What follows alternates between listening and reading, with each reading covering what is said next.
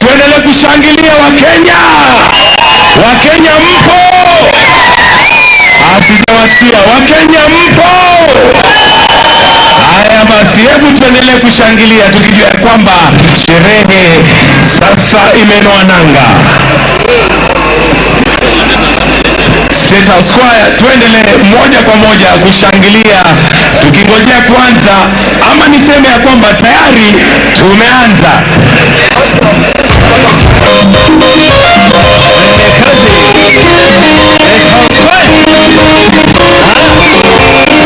Namuona pia CDF na Service Commanders wakija.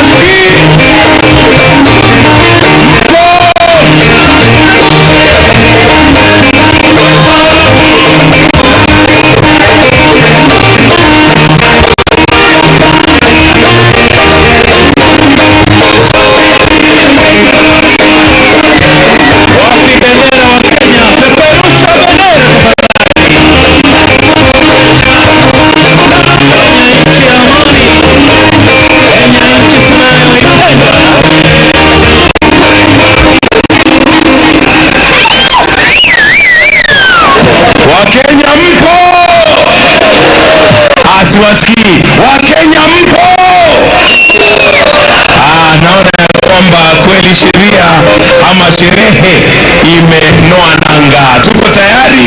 Tuendelee au tuendelee? Haya basi, naona pia the Honorable Chief Justice Martha Koome pia anakuja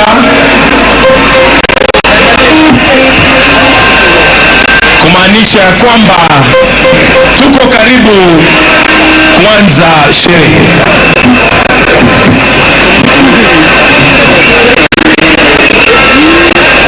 Na mtazamaji, tukipata picha hizo za Jaji Mkuu Martha Koome akiingia katika eneo hilo, awali tulikuwa tumeona maspika wa mabunge yote mawili pia wakiingia pale, na pia mkuu wa mawaziri Musalia Mudavadi pia akifika pale. Kwa hivyo kinachotarajiwa baada ya muda si muda itakuwa ni Profesa Kithure akiweza kusonga katika eneo lile. Kwa sasa turuhusu tu tukuaga, manake hafla hii inaenda kuanza punde si punde. Wageni wangu studioni wamekuwa ni Judge Kithure, wakili wa mahakama kuu, vile vile mchanganuzi wa masuala ya sera na uongozi Patrick Osoi, na mtangazaji mwenza Nancy Onyancha. Langu jina nikamchemenza. Turuhusu tu tukuache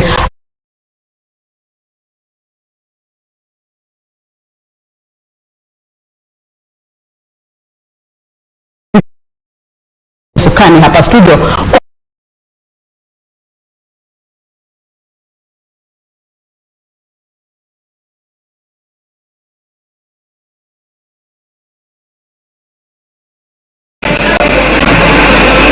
Musalia Mudavadi pia amefika,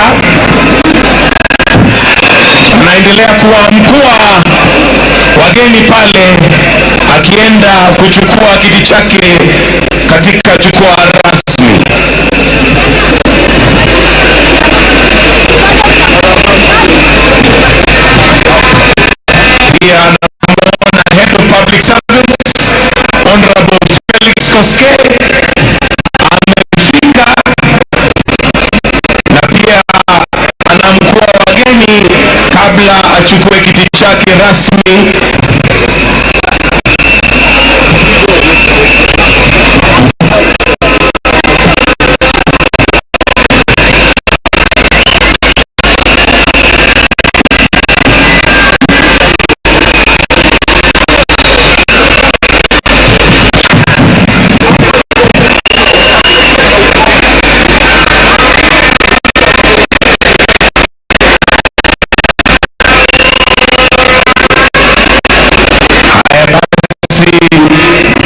Kwa umbali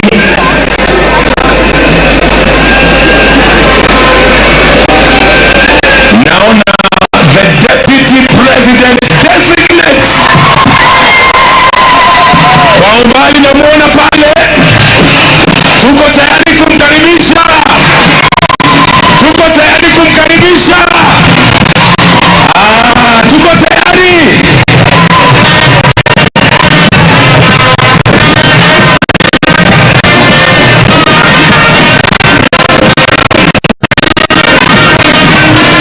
Kwa mwendo wa aste aste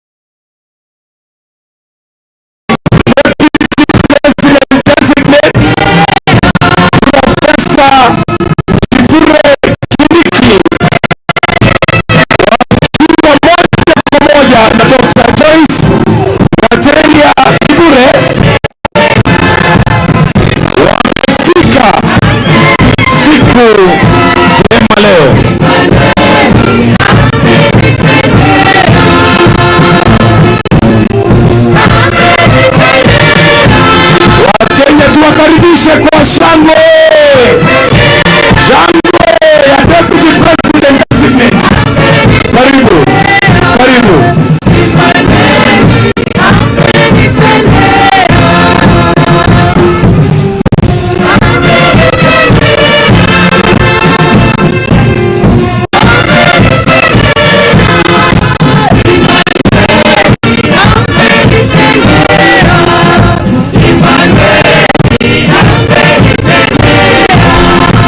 Wale ambao tuko na viti tunaweza tukaketi.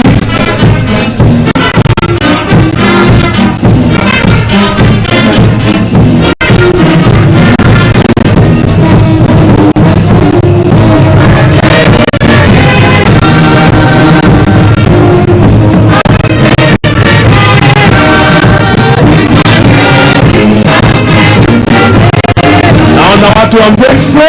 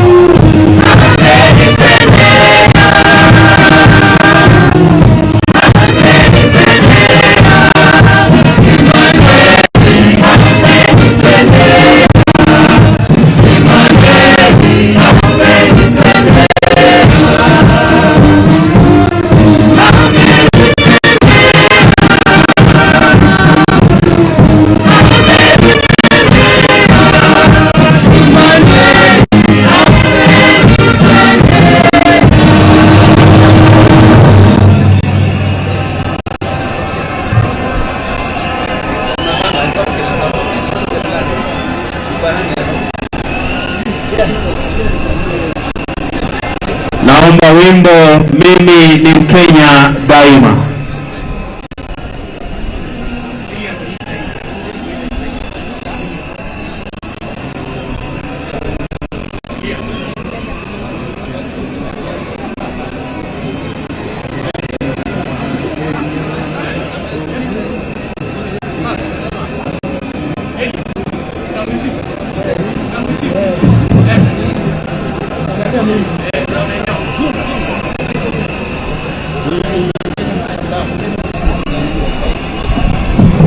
Haya basi, tunaendelea kungojea Mheshimiwa Rais wa Jamhuri ya Kenya ambaye atawasili hivi karibuni,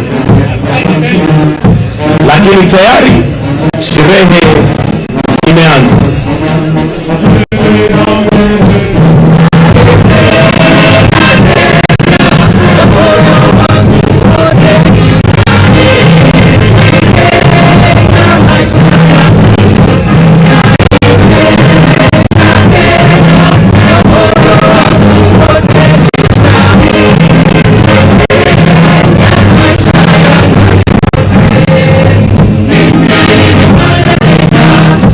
Amen.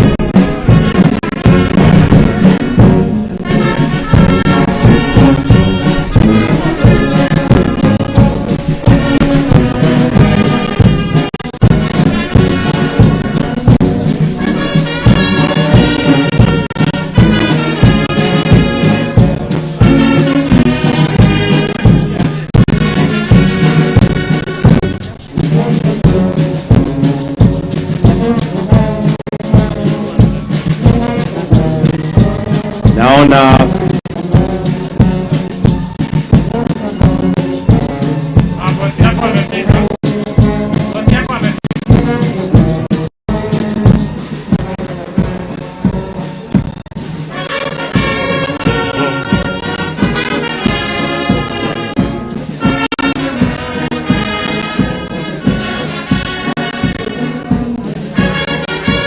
naomba sote tusimame kumkaribisha Mheshimiwa Rais wa Jamhuri ya Kenya Daktari William Samoei Ruto.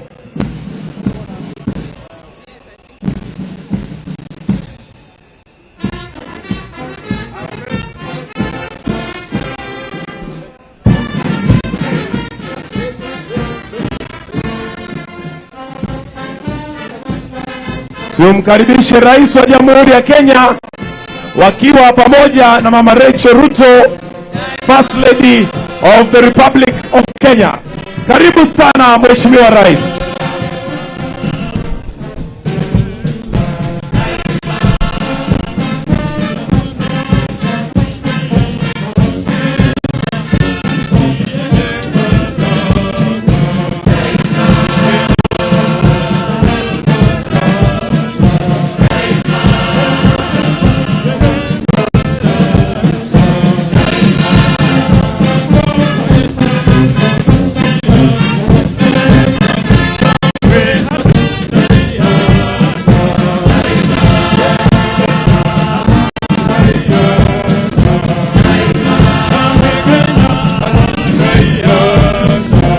Naomba sote tusimame wima sasa.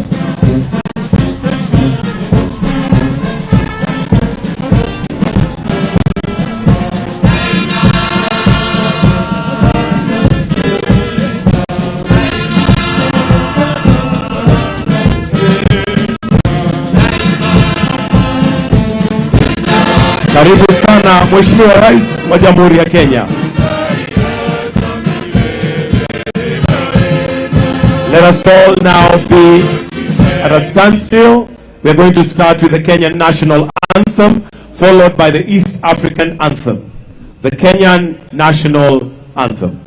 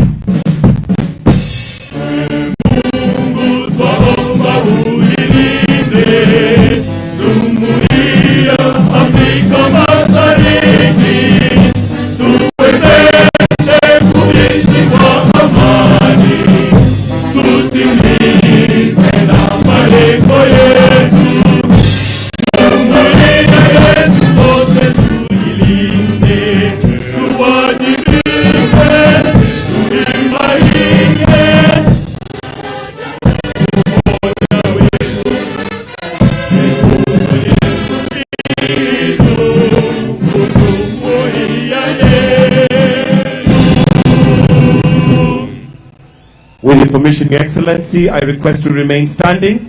We'll start with two prayers. Our first prayer will be led by Isaiah Deye, Presiding Bishop of the Methodist Church in Kenya, and Sheikh Athman Shami. Tutaanza na Bishop Deye. As a nation, before we pray, let us be guided by the prayer of Saint Francis of Assisi as follows. Lord, make me an instrument of your peace. Where there is hatred, let me sow love. Where there is injury, pardon. Where there is doubt, faith. Where there is despair, hope. Where there is darkness, light, and where there is sadness, joy. O Divine Master, grant that I may not so much seek to be consoled, but to console, to be understood as to understand, to be loved as to love. For it is in giving that we receive. It is in pardoning that we are pardoned. It is in dying that we are born to eternal life. Let us pray. Almighty and everlasting God, we come before you on this day of new beginnings with hearts full of your gratitude. As we inaugurate our new Deputy President, Professor Kithure Kindiki, we seek your guidance, protection, and blessings over him and our beloved nation. Lord, we lift up our President and his deputy to you. Grant them your wisdom, knowledge, understanding, courage, and a heart of a servant to lead Kenya with justice and compassion. Surround them with your presence and guide their every decision for the good of all Kenyans. Lord God, we also bring before you their families to continue supporting them throughout this journey. May they be strengthened, protected, and be filled with your peace. Let their homes be places of comfort and rest, where love and unity prevail. We thank you. We pray for the cabinet and all who will serve alongside our leaders.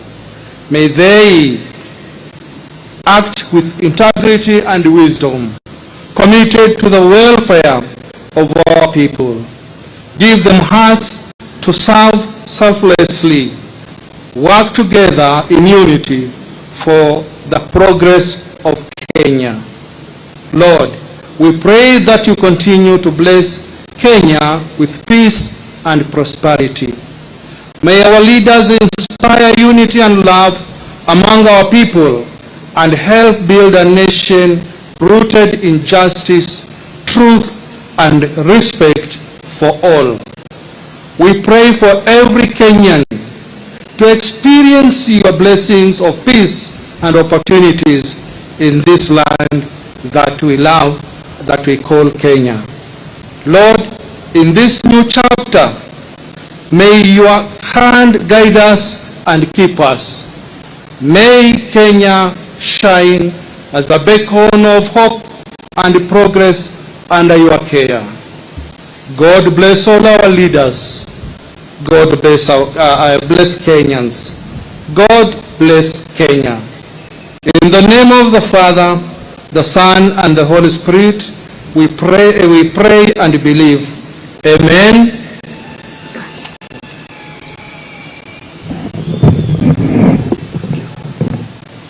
Bismillah, alhamdulillah, salatu wassalamu ala rasulillah sallallahu alayhi wasallam. In the name of Allah, the most gracious, the most merciful, all gratitude and thanks to Allah subhanahu wa ta'ala. We ask Allah subhanahu wa ta'ala to bless our beloved president. We ask Allah subhanahu wa ta'ala to bless our deputy president designate. We ask Allah subhanahu wa ta'ala to give them the energy to succeed in their endeavors. We ask Allah subhanahu wa ta'ala to rain on them His bounties, mercy, and blessings. We ask Allah subhanahu wa ta'ala to continue to protect our president and our deputy president designate and ease their affairs. Moreover, may Allah bless this country, nourish it with His blessings and fill it with peace. We also ask Allah subhanahu wa ta'ala to bless everyone who took part in the success of this event. We ask Allah subhanahu wa ta'ala to bless our beloved country and our able leaders. Finally, we send salutations to the Prophet Muhammad sallallahu alaihi wasallam. May Allah accept our prayers. Amen. Naomba tuweze kuketi tafadhali. Your Excellency Dr. William Samoei Ruto, President of the Republic of Kenya and Commander-in-Chief of the Kenya Defence Forces. Your Excellency Mama Rachel Ruto, First Lady of this great nation. Your Excellency Honorable Professor Abraham Kithure Kindiki, Deputy President Designate. Your Excellency Dr. Joyce Letiria Kithure, spouse to the Deputy President Designate. Your Excellency Honorable Musalia Mudavadi, the Prime Cabinet Secretary. Honorable Moses Wetangula, Speaker of the National Assembly. Honorable Amason Kingi, Speaker of the Senate. The Honorable Chief Justice and President of the Supreme Court, the Chief Justice Martha Koome, the Chief of Defence Forces, Honorable the Attorney General, Cabinet Secretaries, Principal Secretaries, Honorable Governors, Your Excellencies, Ambassadors, High Commissioners, and members of the Diplomatic Corps, members of Parliament, wananchi wote walio hapa na wale wanatazama kutoka runinga na mahali popote walipo. Your Excellency, sir, with your permission, allow me to now invite the Head of Public Service, Honorable Felix Koskei, to proceed with the program. Tumpigie makofi tafadhali akija. Honorable Felix Koskei, karibu.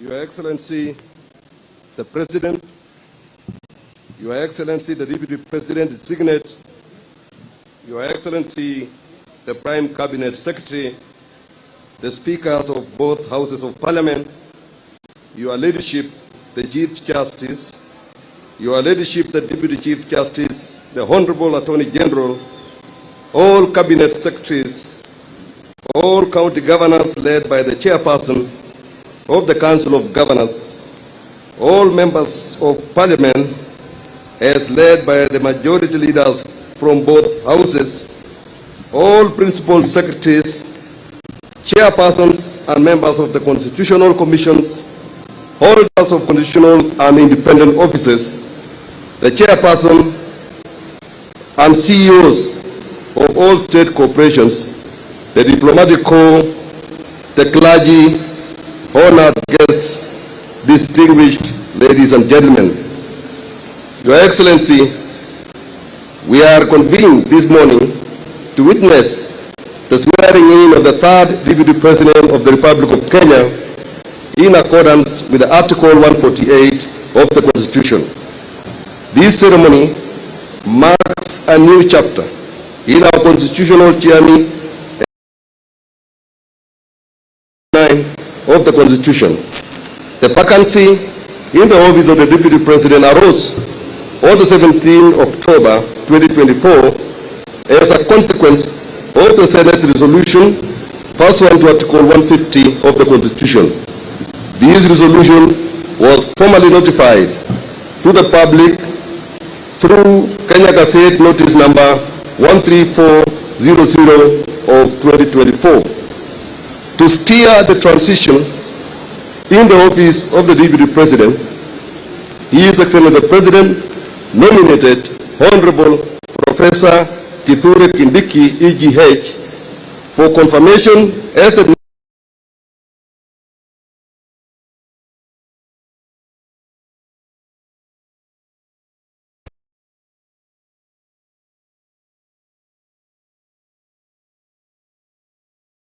possible, whether it's a wedding, funeral, corporate event, concert, or any special occasion. Notice number 14098 of 2024.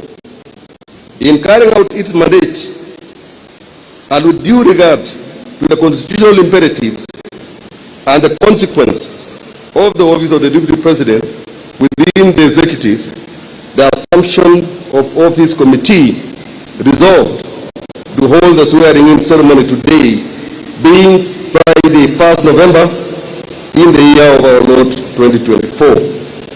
To ensure that this occasion could be observed by all Kenyans, the committee further recommended that in line with Section 12 of the Assumption of Office of the President Act, the day of this swearing-in be designated a public holiday of general observance throughout the Republic of Kenya. Your Excellency, sir, with the constitutional prerequisites for the assumption of the office of the Deputy President having been fully discharged by the legislature and the executive, we note that Article 148(4) of the Constitution that obligates that, and I quote, the swearing-in of the Deputy President-elect shall be before the Chief Justice, or in the absence of the Chief Justice, the Deputy Chief Justice, and in public. Now, therefore, as the convener of the Assumption of Office of the Deputy President Committee, and with the gracious presence of our leadership, the Chief Justice, it is now my humble duty to commit the remainder of this program to the judiciary. With your Excellency's kind permission, sir, may I now invite the judiciary to lead us into the next phase of this day's proceedings. Your Excellency, sir, distinguished ladies and gentlemen, you are all kindly requested to rise up on your feet for the observance of the official judiciary protocols and formal commencement of the judiciary part of the swearing-in ceremony. I thank you, Your Excellency.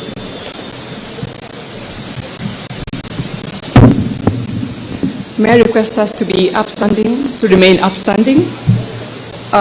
Your Excellency the President, Honorable Chief Justice, this is the official swearing-in ceremony of the Deputy President Designate.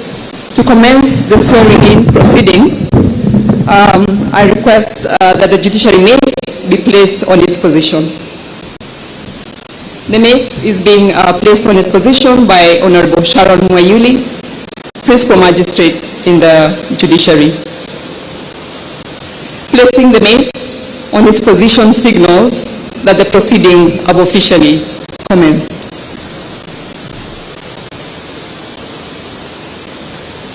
You may kindly take your seats. I now invite Honorable Winfrida Boyani Mokaya, the Chief Registrar of the Judiciary, to take her position at the swearing-in arena and to administer the oath of allegiance and the oath of due execution of office of the Deputy President. Welcome, Honorable Chief Registrar.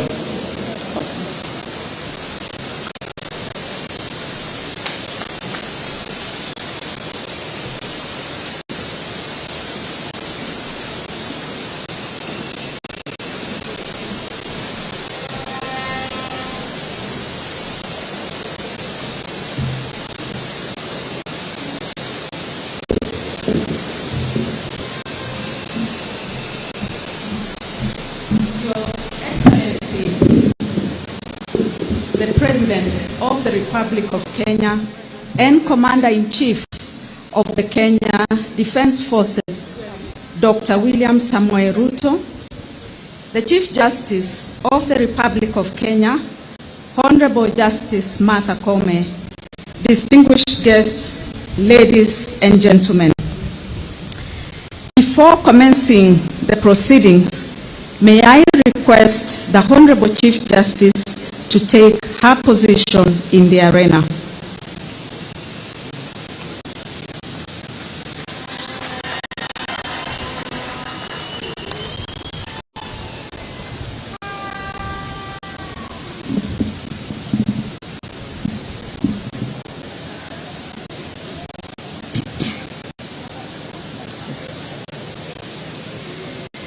Ladies and gentlemen,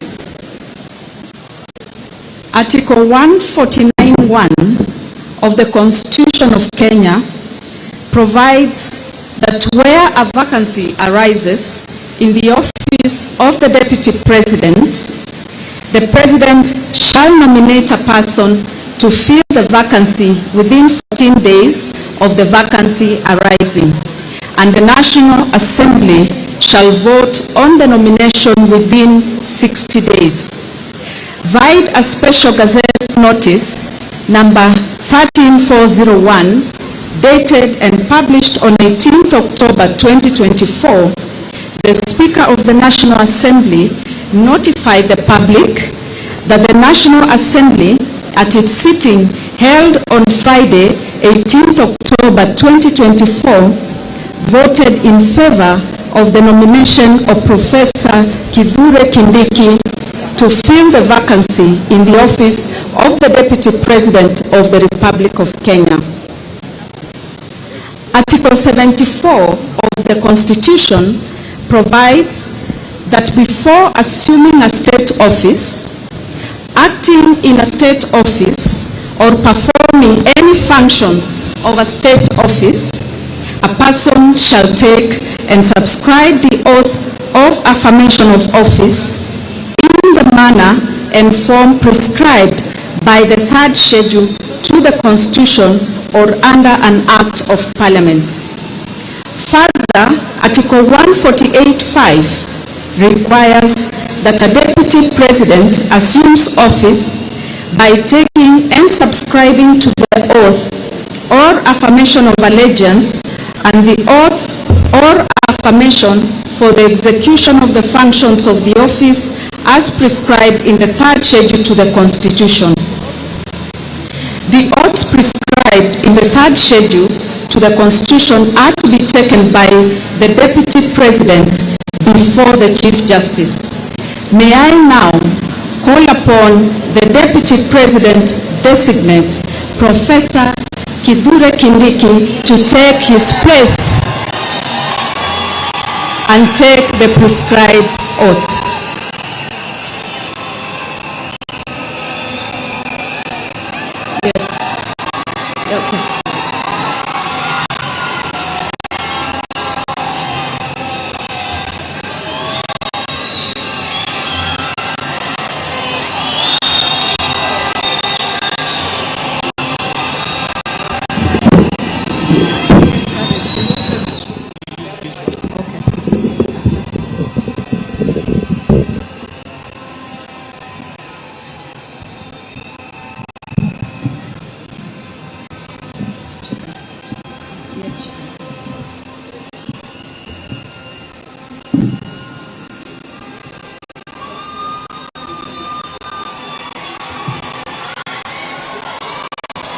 May I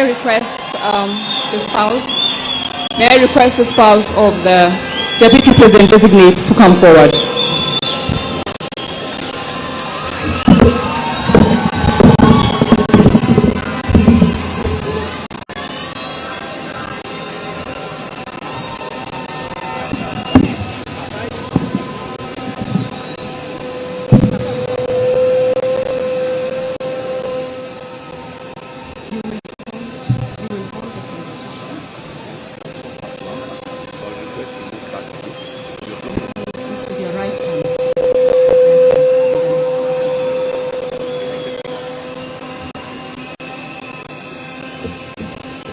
Mr. Deputy President designate, I shall commence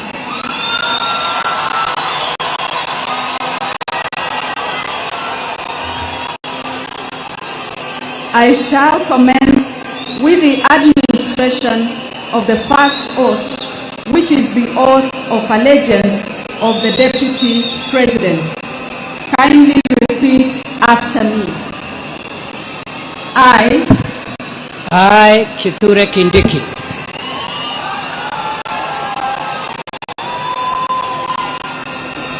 in full realization of the high calling, I assume as Deputy President of the Republic of Kenya,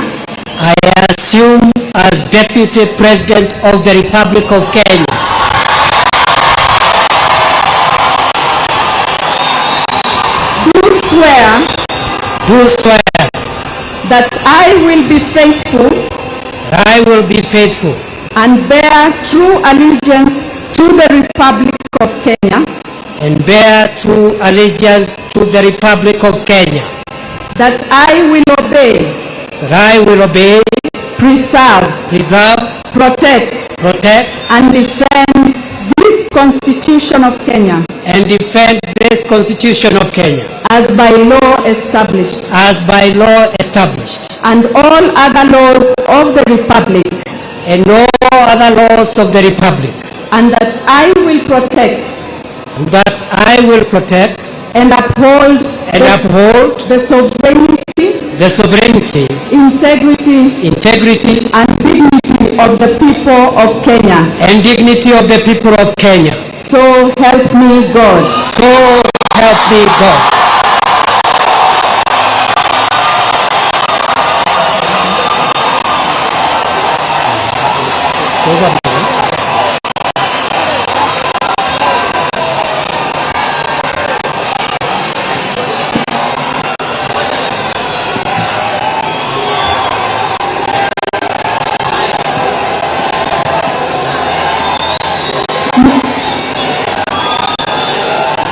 Mr. Deputy President Designate, I shall now administer the oath of due execution of office for the Deputy President. Kindly repeat after me. I, Kithure Kindiki, do swear that I will always truly and diligently serve the people of Kenya and the Republic of Kenya in the office of the Deputy President of the Republic of Kenya, that I will diligently discharge my duties and perform my functions in the said office to the best of my judgment, that I will at all times when so required faithfully and truly give my counsel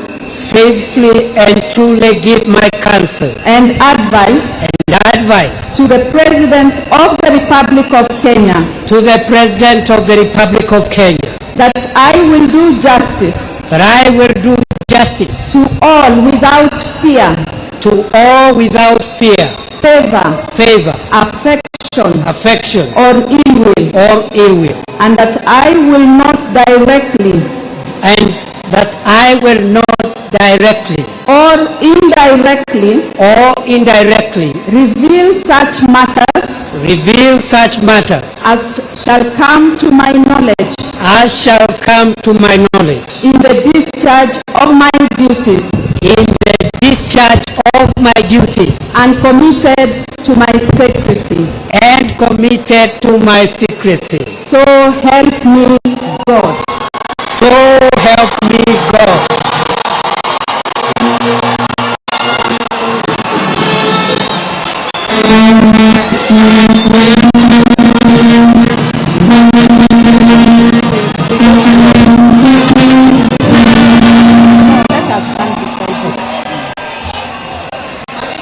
The two oaths of office, His Excellency the Deputy President of the Republic of Kenya is now proceeding to the ceremonial table to append his signature to the two oaths, that is the oath of allegiance and the oath of execution of office of the Deputy President.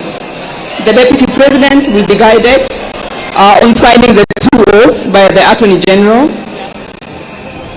His Excellency the Deputy President will be signing 3 copies of each oath.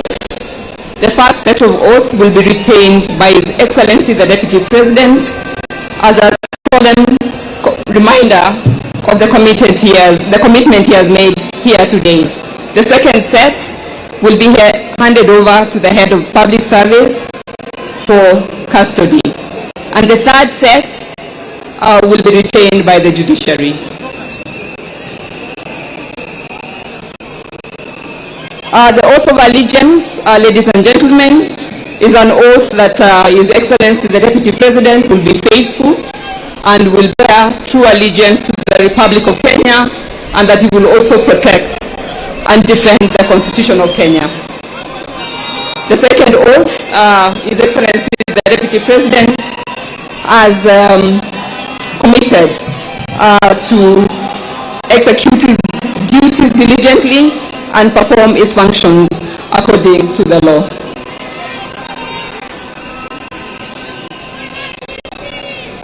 The Chief Registrar will now transmit the oath to the Honorable Chief Justice, who will also append her signature to the two oaths, 3 copies each. Her Ladyship, the Chief Justice, will be countersigning against the signature by His Excellency the Deputy President.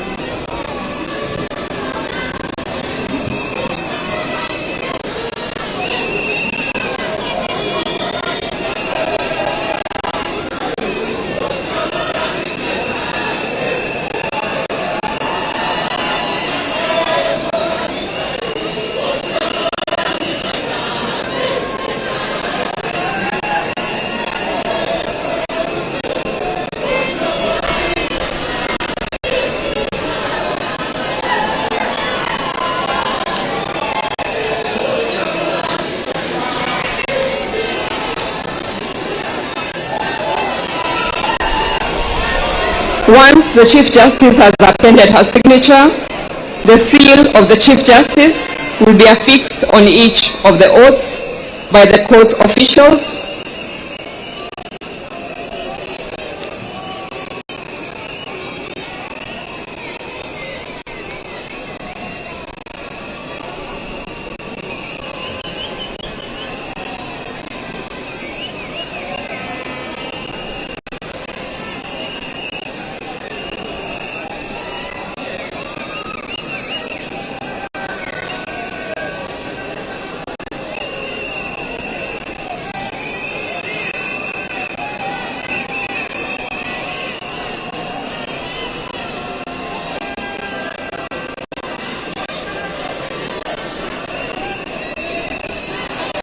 May I kindly invite the Honorable Chief Justice and His Excellency the Deputy President to stand in front of the dais for presentation of the oath to the public. The Honorable Chief Registrar will be handing over the oaths to the Honorable Chief Justice, who will in turn hand them to His Excellency the Deputy President.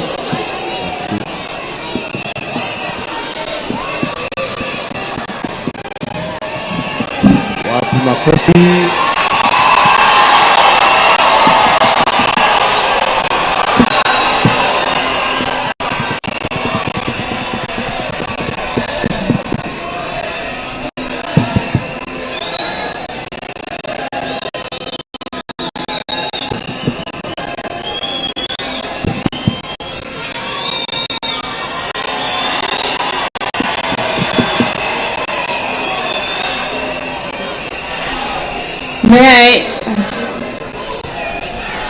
May I ask His Excellency the Deputy President and Her Ladyship the Chief Justice to take their seats as they hand over the oaths to the Honorable Attorney General. May I call upon the Head of Public, Your Excellency, you may take your seat. Honorable Chief Justice, please, you may take your seat. At this point, I wish to call upon the Head of Public Service to receive the oaths from the Chief Registrar for safe custody. As I mentioned earlier, 1 copy will be handed over to His Excellency the Deputy President, another will be retained by the judiciary, and 1 copy will be handed over to the Head of Public Service for safe custody. Thank you. That's all. They're both there. Yes. At this point,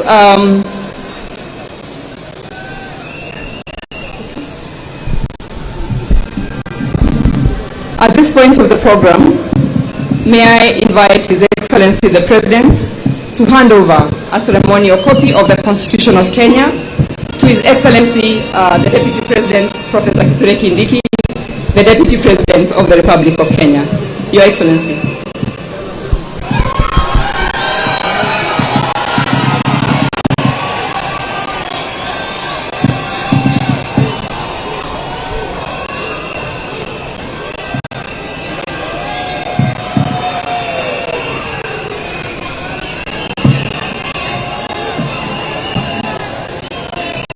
His Excellency the President is handing over the Constitution to His Excellency the Deputy President.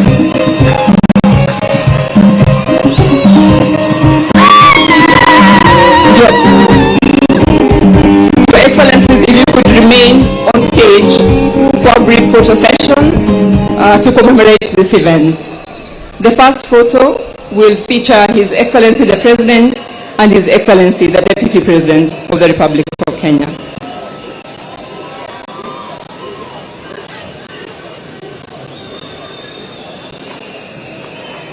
Thank you.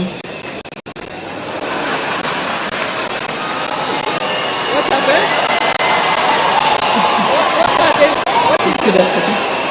May I invite, thank you. May I now invite Her Ladyship, the Chief Justice, to join in the second photo.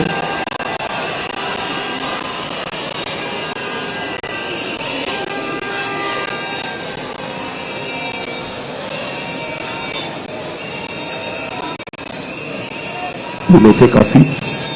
We may take our seats for the sake of the cameras. I now invite our seats, please. The Honorable Chief Registrar and the Honorable Attorney General to join in the next photo.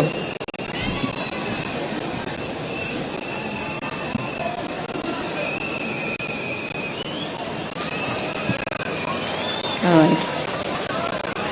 For the second last photo, I kindly request Her Excellency the spouse of the Deputy President, Dr. Joyce Kithure, and Her Excellency the First Lady, Rachel Ruto, to join in the fourth photo, with the request that the Honorable Chief Justice remains in this photo. Thank you.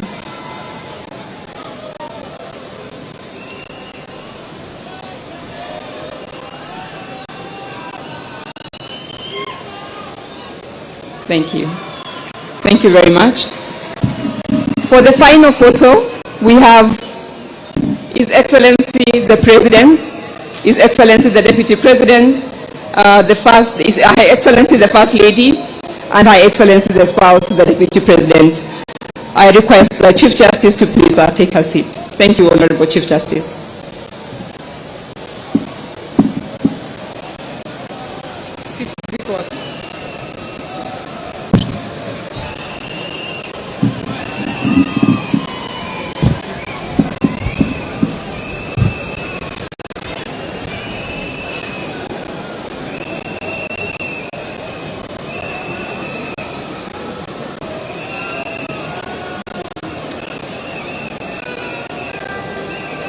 Thank you, Your Excellencies. You may now resume your seats.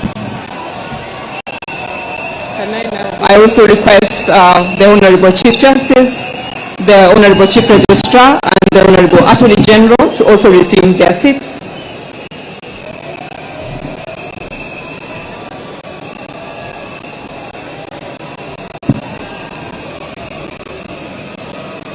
Ladies and gentlemen, as we come to the end of our ceremony, I would like to ask us to remain upstanding for the lowering of the mace.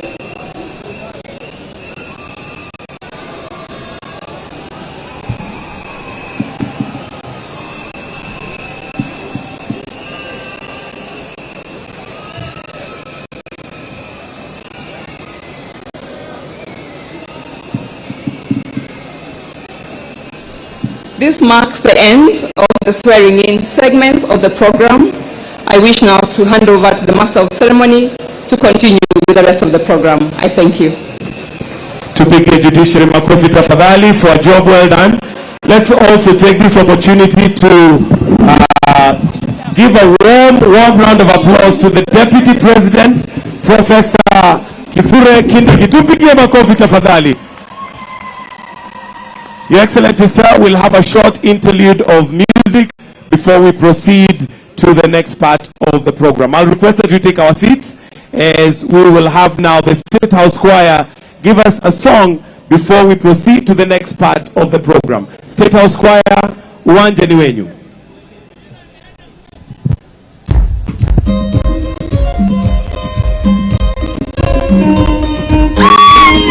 Na kama uko na bendera, sisi ni wa Kenya daima.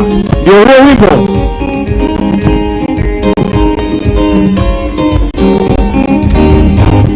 Tushangilie Kenya, taifa letu tukufu. Kenya tunayoipenda, tupeperushe tafadhali kama wa Kenya daima. Tunayoipenda Kenya, nchi tunayoipenda.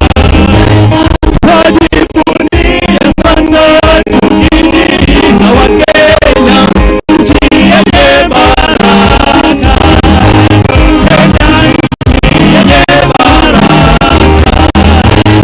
Kenya nchi yenye baraka. Tushangilie. As patriots of this country, this is a song we can all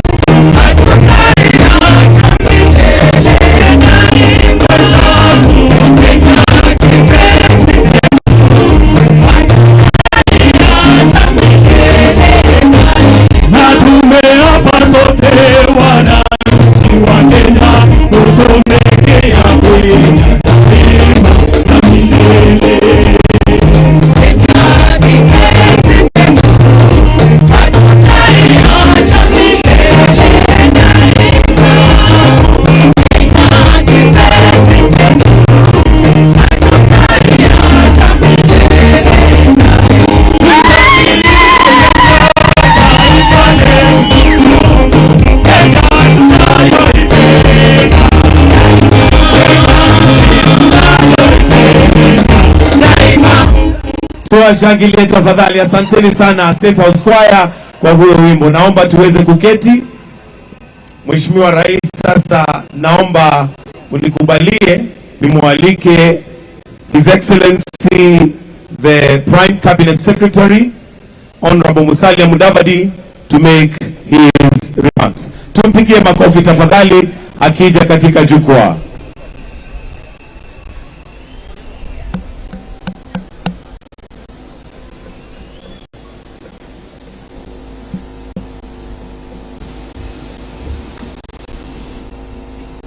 Your Excellency, the President of the Republic of Kenya, Honorable William Samoei Ruto, Your Excellency, the First Lady, Madam Rachel Ruto,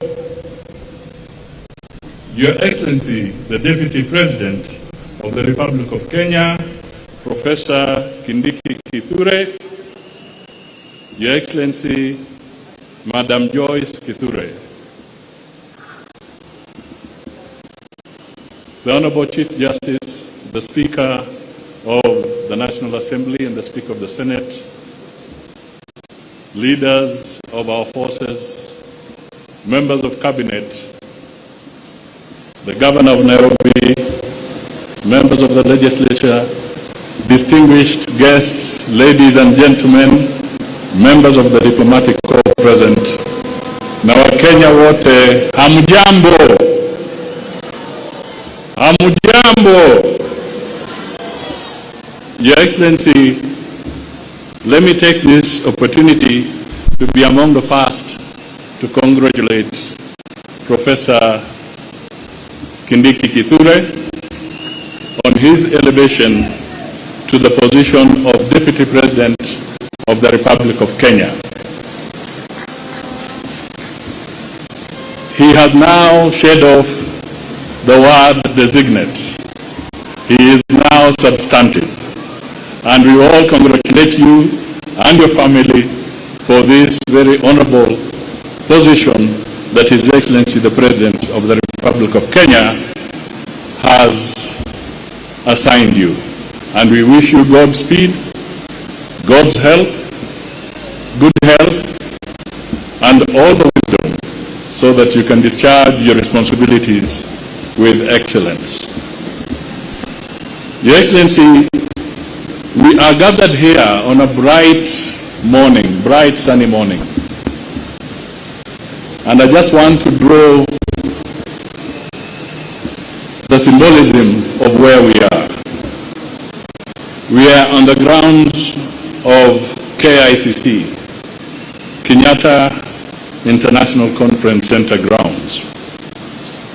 On my right is the judiciary. On my left is the legislature. In front of me is the symbol of the capital. And behind us is the symbolism of the executive.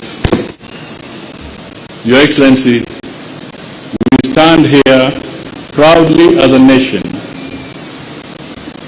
to actually show and to prove to the Kenyans who ushered in the 2010 Constitution with a 70% majority, and to the international community, that our institutions work. I would like to repeat that our institutions work. There may be challenges. The wheels may take a little longer to turn, but at the end of the day, the legislature has done its bit, the judiciary has done its bit, everybody gets a chance to be heard if they are aggrieved, and finally, the executive can move on. We are a country that respects the rule of law. Finally, Your Excellency, I think it is important for us to reflect on the journey ahead. We have had a tumultuous 2 years, and there are moments that Kenyans have accused us of having removed our eyes off the ball. This is a moment, a great moment, for us to retrace our steps, get together, have a unity of purpose, have the resolve and the will, and to focus so that we can deliver for the Kenyan people as they requested us to do when they cast their vote 2 years ago. In Professor Kindiki, we see a lot of virtue, but perhaps the one I may want to single out is the virtue of humility.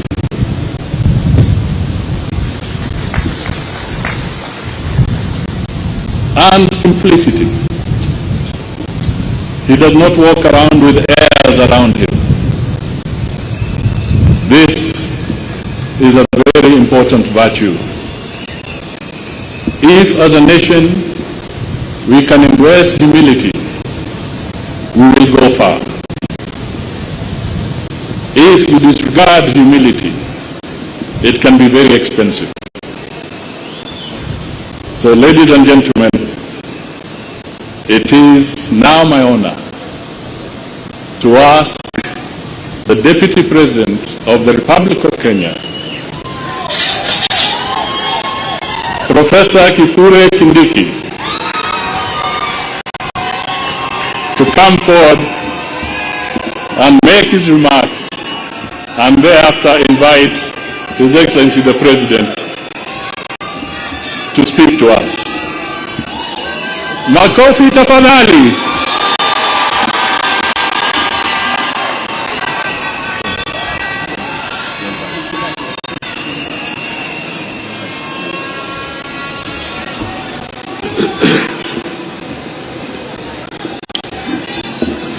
Your Excellency, President William Ruto,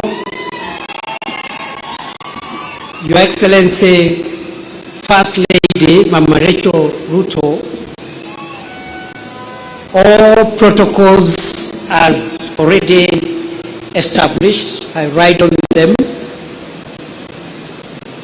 No arms of government or agencies, and the representations of foreign and friendly countries present. Your Excellency, sir, words fail me to explain how grateful I am today.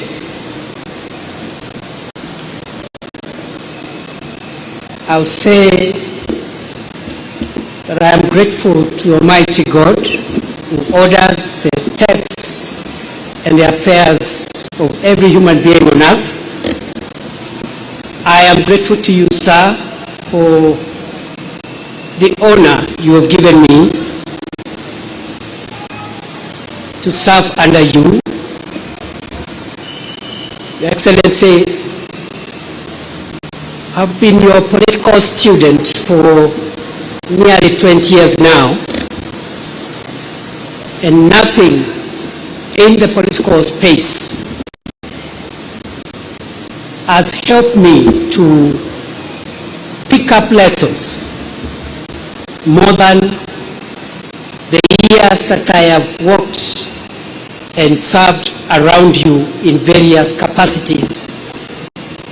Therefore, Your Excellency, I'm grateful for the honor which you have given me.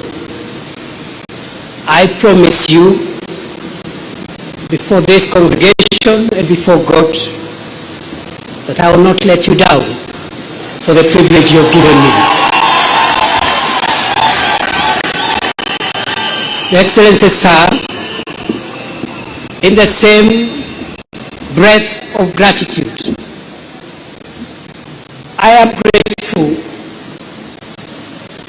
to all the institutions who have facilitated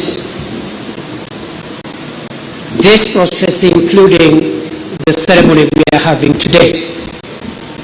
And I want to agree with what my elder brother, His Excellency Musalia Mudavadi, has said. Whatever has happened in the last few weeks, and indeed in the recent past, is a testament of the maturity of our democracy, and is a testament that our institutions work. Your Excellency, sir, allow me, having thanked you, also to thank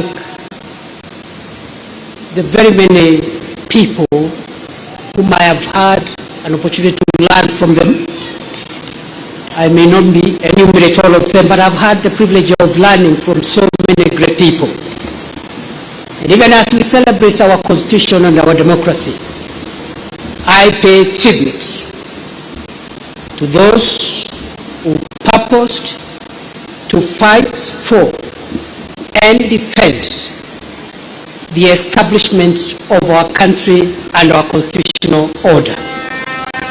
I am grateful to those who are responsible for creating the Kenya that we live in today, in the past and in the present. I am grateful to those who fought for this constitution, and I am grateful to all heroes of our country in the past and in the present. Your Excellency, I am grateful to this country for raising me, and I've had so many people to help me grow into who I am today.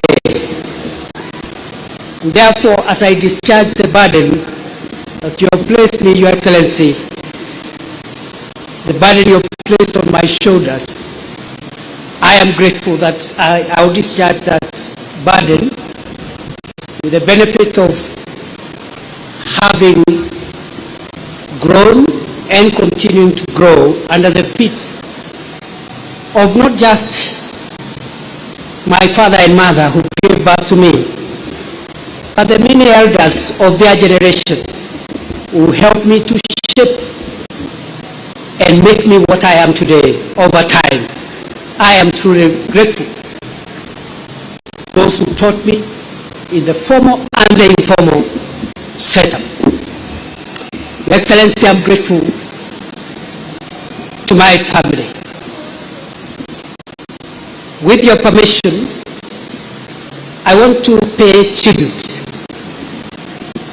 to 4 people who have made huge sacrifices, especially in the 14 years, 15 years or so I have been in politics.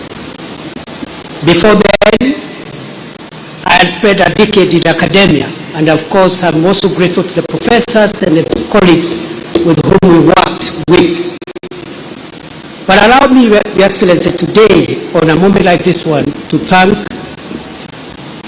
my wonderful wife, Joyce Kithure, a woman who has sacrificed, a professional in her own right, but who has sacrificed to raise our 3 children, Imani, Neema, and Mwende. Many days and nights of my absence as I served the country in different roles. I am very grateful to my wife and the children for being the foundation and providing the support that I have always required as I navigate this difficult space of public service. Having finished with gratitude, Your Excellency, I'll say 2 things before I invite you. The first is to affirm that throughout my journey, culminating with this moment, I have come to believe that Kenya is the country of possibility. Your Excellency, for a person such as I to stand here today and take oath of the office of the Deputy President, it can only happen in Kenya. Your Excellency, I was born 52 years ago in one of the remotest parts of Kenya. But because Kenya is the land and the homeland of possibilities, today I, perhaps the most unlikely person, is standing here today because Kenya has made it possible for anybody to become anything in this country. don't take it for granted. And therefore, Your Excellency, as you lead us into the transformation of our country in the years ahead, I want to commit to support and assist you, together with the other colleagues in government, to realize a Kenya that has even greater opportunities, a more inclusive Kenya, a more democratic Kenya, and a more transformed Kenya. Your Excellency, I'm grateful because of the opportunity that Kenya provides for anyone to aspire to be anything. And therefore, there is no reason going forward why any person from anywhere, from whatever community, creed, religion, should not aspire to become anything in our country, because I am a testament that Kenya is the homeland of possibilities. Finally, Your Excellency, I have reflected on the words of the oath of office I have taken, both the oath of allegiance and also the oath for due execution of the functions of the office of the Deputy President. And in that regard, I want to commit to you, as I end my remarks, I want to commit to you before this congregation and before the Almighty God, who is acknowledged in the Constitution, that I will serve under you and provide you with the assistance and support you require to take this country to the next level. I commit, I will be loyal and faithful. I will try the best of my ability to work hard together with the other colleagues to lighten the burden that you carry on your shoulders, Your Excellency. And therefore, I think for me, today is, if I may say so, a day when I have received the highest honor yet of my life. And I don't take that for granted. I want to pray that God will give me wisdom to do what I must, and to the colleagues whom we have worked with and will continue to work with, I want to say that I will provide continuity so that we can be able to all work together and deliver for this country. I forgot, Your Excellency, to thank, when you gave me the task the last 2 years of serving in the Ministry of the Interior. There are wonderful people whom I have worked with.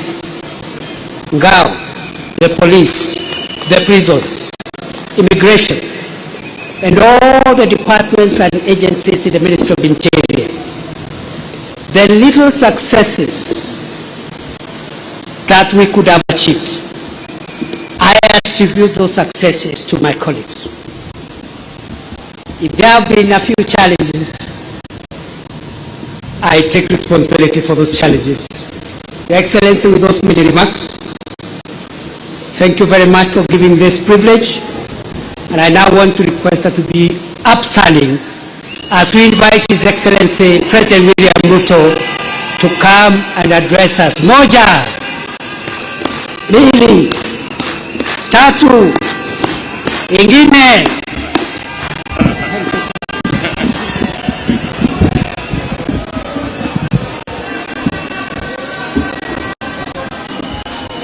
Asante sana. Tafadhali tunaweza kuketi chini. Asanteni sana. Thank you very much.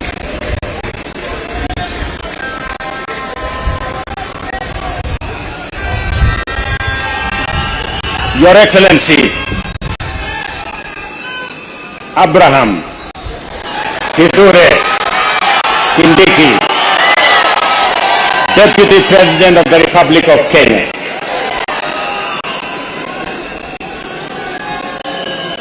Excellencies, Mr. Speaker of the National Assembly, Mr. Speaker of the Senate, our sister, your leadership, the Chief Justice of the Republic of Kenya, members of the judiciary, members of the executive, members of the legislature, fellow Kenyans, hamjambo. Hamjambo tena. Bwana Yesu asifiwe. Assalamu alaikum. Hebu mnisalimie hivyo hewani nione ndugu wa Kenya.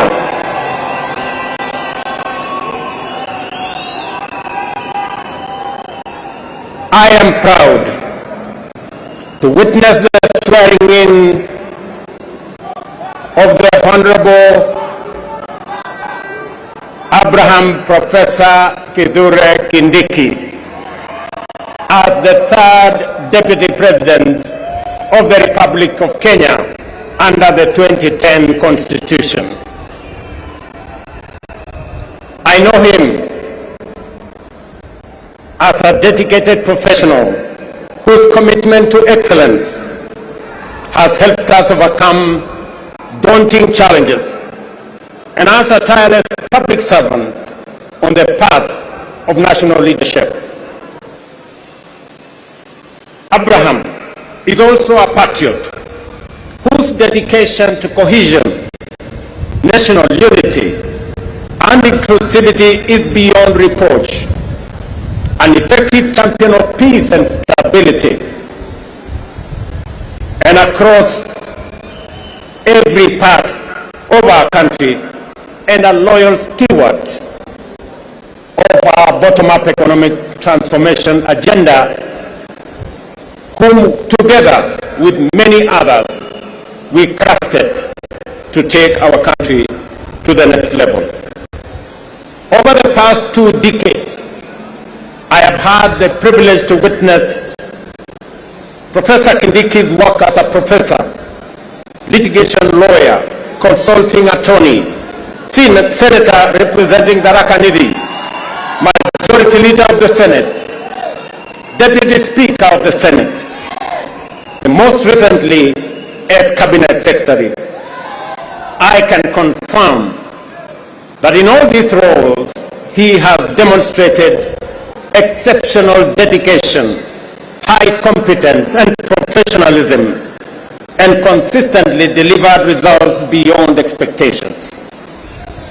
Professor Kindiki is a highly qualified and outstanding scholar, advocate and public servant, whose career has been defined by exemplary achievements which demonstrate his vision for positive change and commitment to high standards of efficiency in the performance of his duties.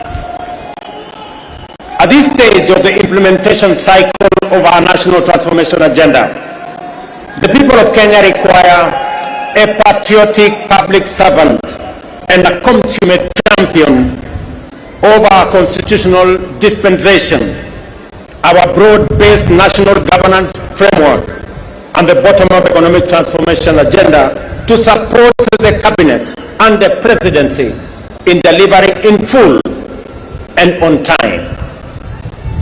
This moment calls for an individual who takes pride in a job well done and is humble enough to be a loyal servant of the people, and who is selfless enough to reach out and mobilize the entirety of government towards delivering for Kenya. Experienced enough to understand the importance of engaging all sectors of our economy to drive transformation, and committed enough to serve professionally with loyalty and, most importantly, with integrity. I am delighted to affirm that our coalition and indeed our nation is blessed with many professionals who meet all these criteria. Among them, Abraham Kithure Kindiki stands out for his exceptional qualifications, extensive experience, and wide-ranging accomplishments. I am honored that he is available. He has told me he is ready, and I know he is willing to serve as my deputy. Professor, my young brother, let me call you Abraham K. or Abra K. Welcome to the service of this great nation, Kenya. And let me say this, I have heard you clearly when you took your oath of office and the oath for the due execution of your responsibilities as Deputy President. You have said two fundamental things in your oath. Kenyans were listening, I too was listening.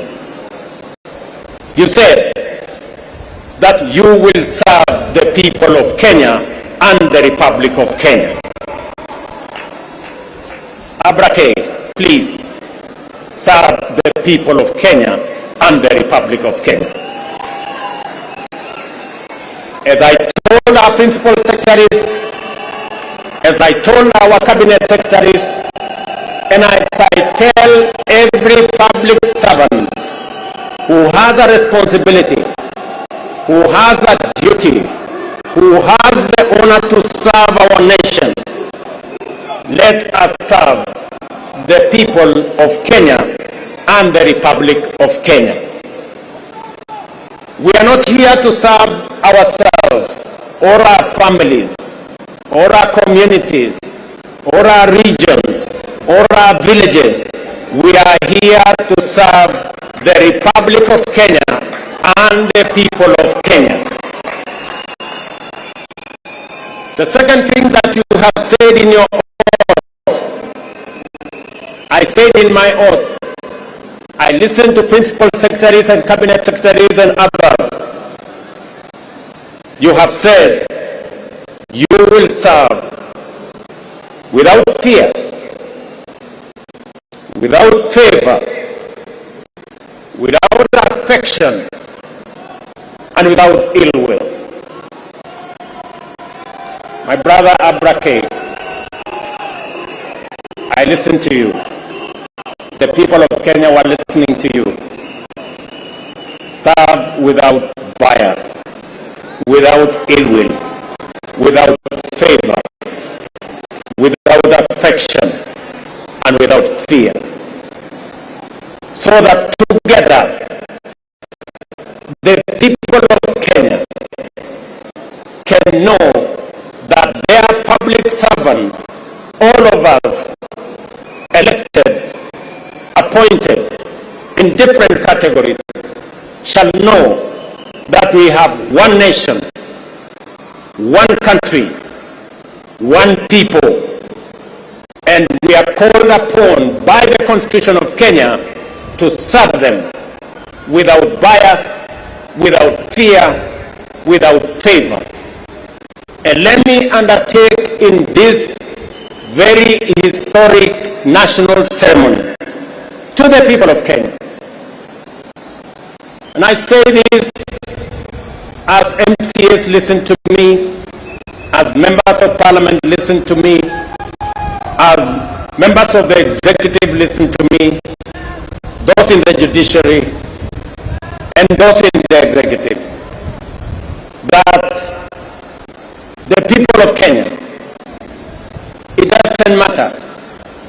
Those who live near our oceans, near our lakes, in our mountains, in our valleys, in our arid and semi-arid areas, they are one people, one great nation called Kenya. And I want to commit, pledge, pledge and undertake that we will serve the people of Kenya equally, and no part of Kenya, no community in Kenya, no section of Kenya, no region of Kenya shall be left behind. We are going to work together.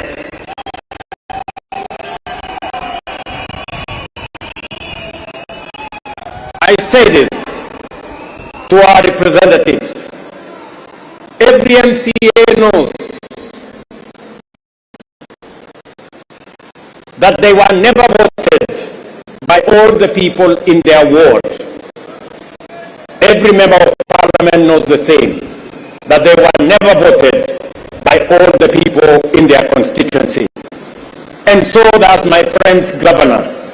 They know that not everybody in their county voted for them. But they also know that they must serve all the people, whether they voted for them or did not vote for them. Professor, you and me have the honor to serve the people of Kenya. And as I have said before, we will serve the people of Kenya equally, those who voted for us and those who did not vote for us. The government of Kenya equally belongs to all the people of the Republic of Kenya.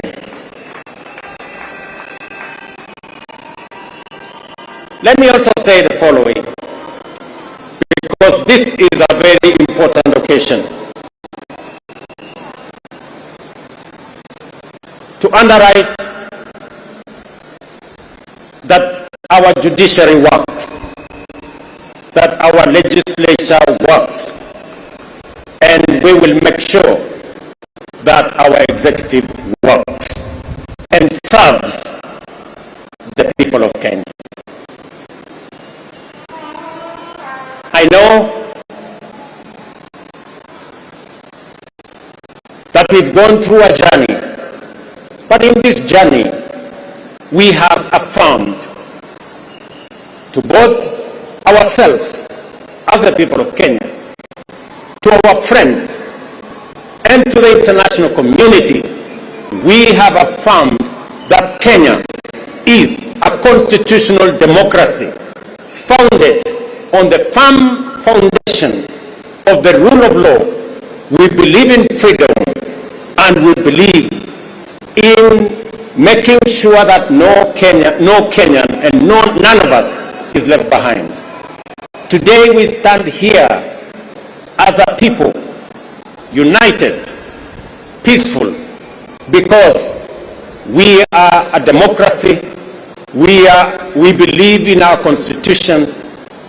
We believe in the rule of law, and we are a free people, and we make choices. Let me also say this to all of us who are public servants. It doesn't matter at what level. To all of us, we are reminded on this very historic day that we serve at the pleasure of the people of Kenya, and we serve under the provisions of the law and the Constitution of the Republic of Kenya. And that none of us, irrespective of the office we hold, is greater than what our Constitution says. We must obey, we must submit to the law and to the Constitution, because that is what makes us a nation. Let me say this as I conclude. We have made stride as a nation. Today, our savings as a percentage of our GDP is growing. We have changed and we have transformed our education system. Today, we have more teachers. We just announced another 20,000 teachers.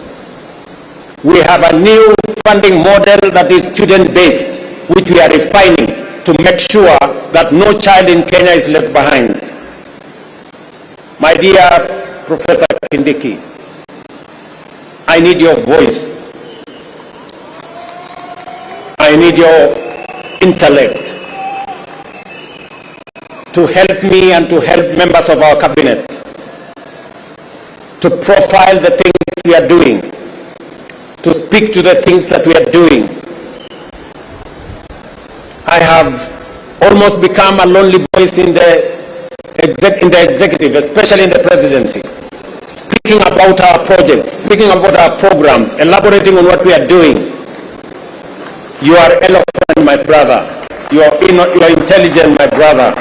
I am confident that you will do that which I have missed for the last 2 years.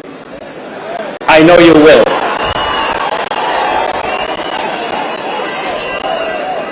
We have a huge program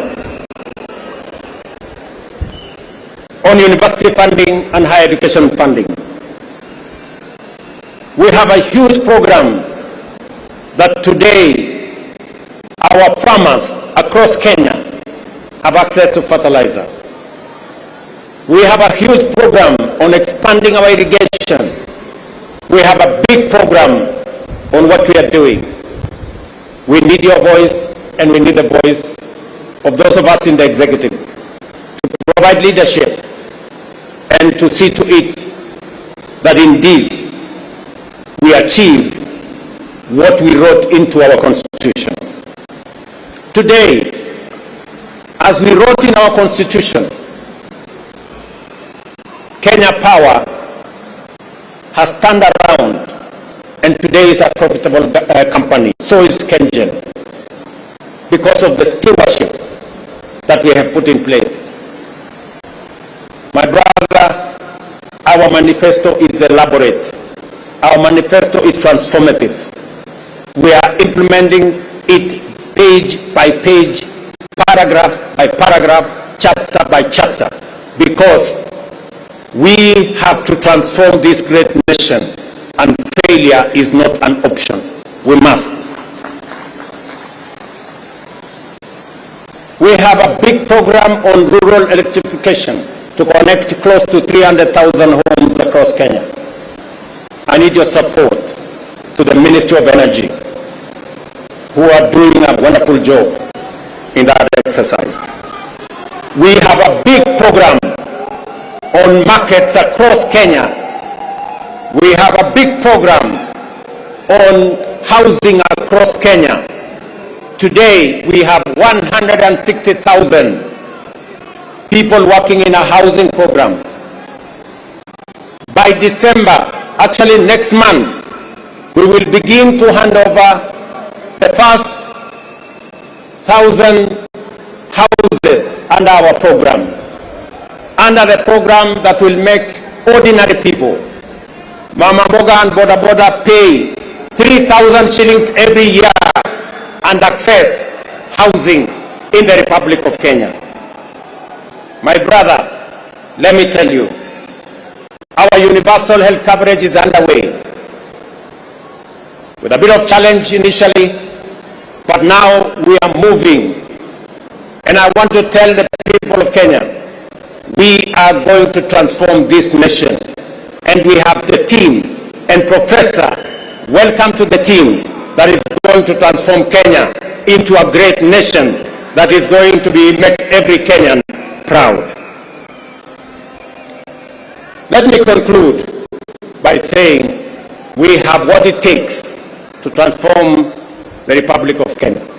And I am committed to making sure that whatever it takes, whatever decisions that have to be made, we will make them so that our nation can truly be transformed. As I talk to you, 10,000 young people are now engaged in climate works in Nairobi. We intend to take that in the next few months into 40 and 50,000 young people. And I commit to the people of the great city of Nairobi that we are going to clean the Nairobi River and we are going to transform it into a better, different causeway as we transform the city in the sun, the headquarters of the environment in the world, where we have UNEP in Nairobi. We're also going to roll out a program that will make sure that we tap into the private sector and make sure that we can work through public and private partnership to make sure that we roll out some of the urgent, important programs that are important for the transformation of our nation.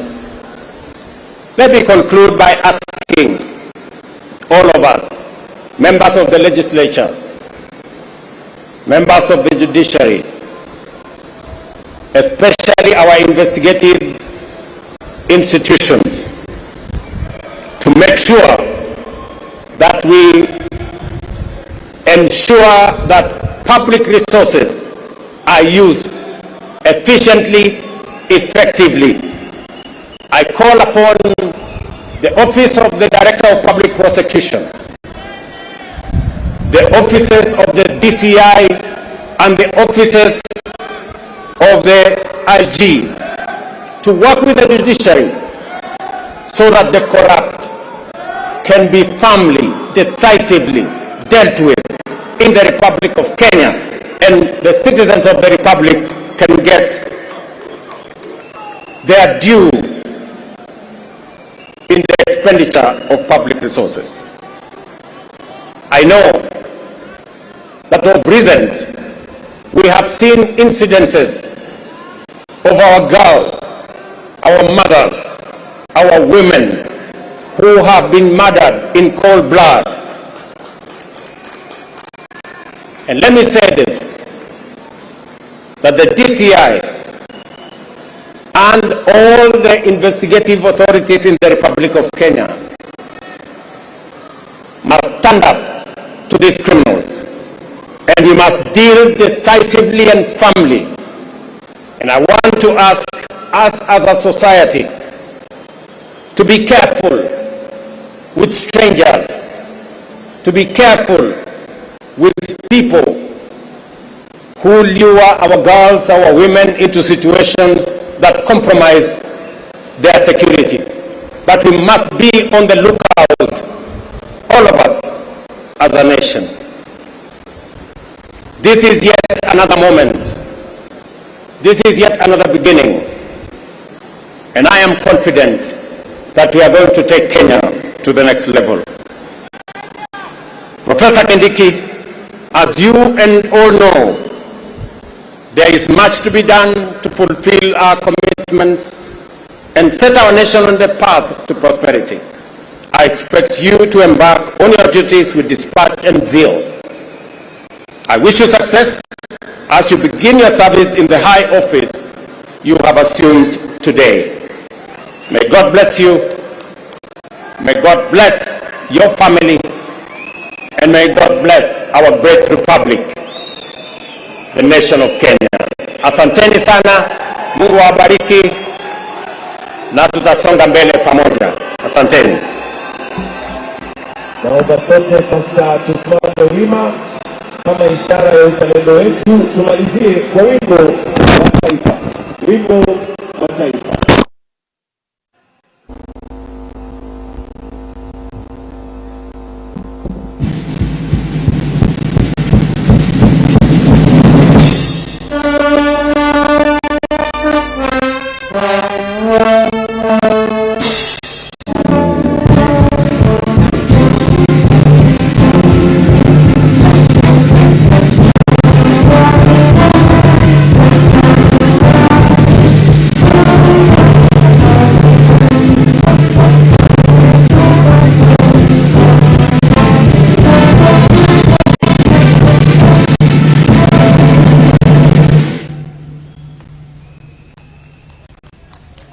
Basi tusimame mahali tulipo tukimpatia rais nafasi ya kutoka katika starehe zake.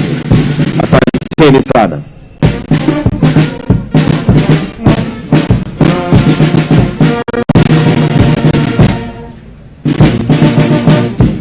tutamruhusu Mheshimiwa Rais aweze kuondoka na kisha Mheshimiwa Naibu Rais atafuata nyuma wakiandamana pamoja na viongozi wengine.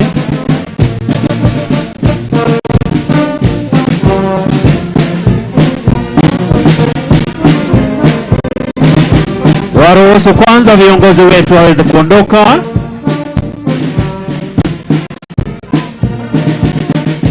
Ambassadors, please kindly follow behind the leaders. All our vehicles are on our right.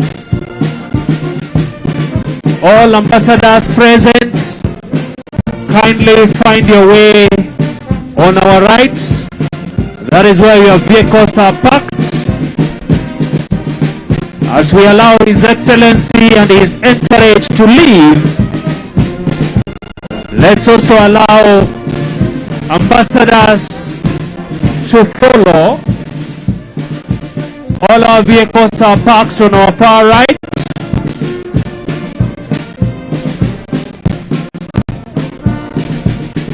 Waruhusu viongozi wetu waweze kuondoka.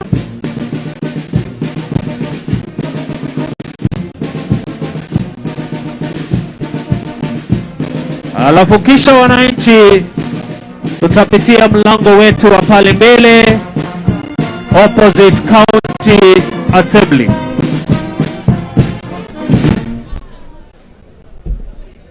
Asanteni sana wananchi, tunapowaruhusu viongozi wetu kuweza kuondoka. Wengine wote tutatumia lango lililo nyuma yetu kando ya ofisi ya gavana tukaweza kuondoka. Tunapowaruhusu wageni wetu kuweza kuondoka. All ambassadors kindly follow on your right. That is where your vehicles are parked towards the next destination. May we allow all ambassadors to please exit through our far right. Your vehicles are parked on that end. On your way out,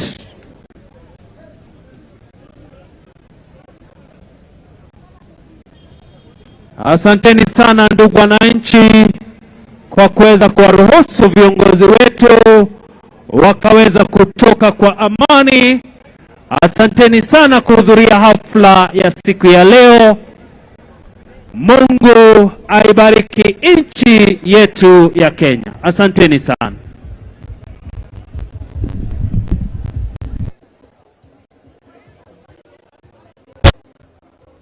Digital to provide you with an unforgettable experience. Visit our website at www.kisifm.co.ke or contact us on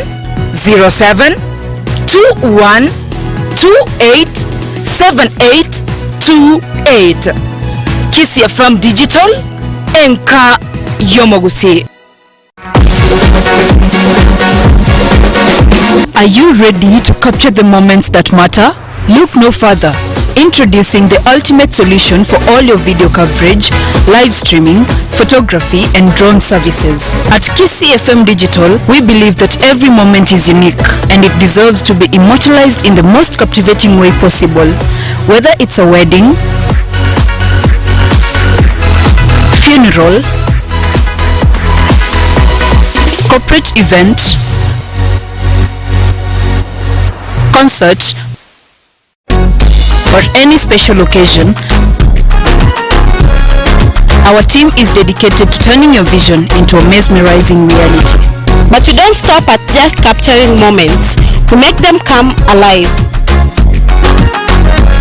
With our cutting-edge live streaming services, you can share your event with the world